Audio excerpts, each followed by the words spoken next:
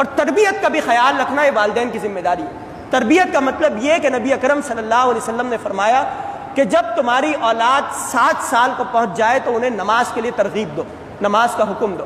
جب وہ 10 سال کی عمر کو پہنچ جائیں تو انہیں مارو اگر وہ نماز کے لیے نہیں آتے۔ اور مارنے کے حوالے سے نبی کریم صلی اللہ علیہ وسلم نے پابندی لگائی کہ چہرے پر ہرگز اپنی اولاد کو نہ مارو، ایسے مقامات پر مارو کہ جو حساس مقامات جسم کے نہ ہو۔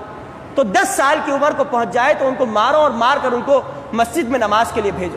تربیت ہم نماز کے لیے اپنے بچوں کو نہیں بھیجتے۔ ہم گھر کے اندر اگر بچے کو صبح اسکول جانا ہے اور 5:40 پر یا 30 پر فجر کی نماز ہوتی ہے اور 6:40 یا 30 پر بچے کو اسکول جانا ہے تو ہم فجر کی نماز کے لیے اپنے بچے کو نہیں اٹھائیں گے، اسکول جانے کے لیے اپنے بچے کو اٹھاتے۔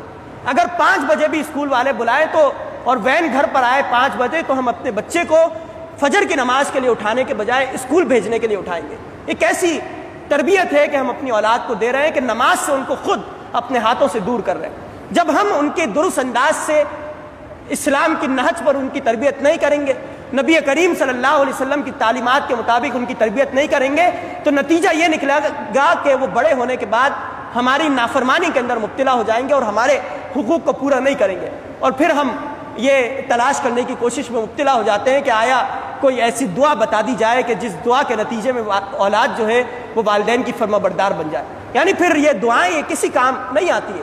اگر آپ اپنی اولاد کی درست تربیت نہیں کریں، ان کی تعلیم پر توجہ نہ دیں تو یہ دعائیں کسی کام نہیں آئیں گی۔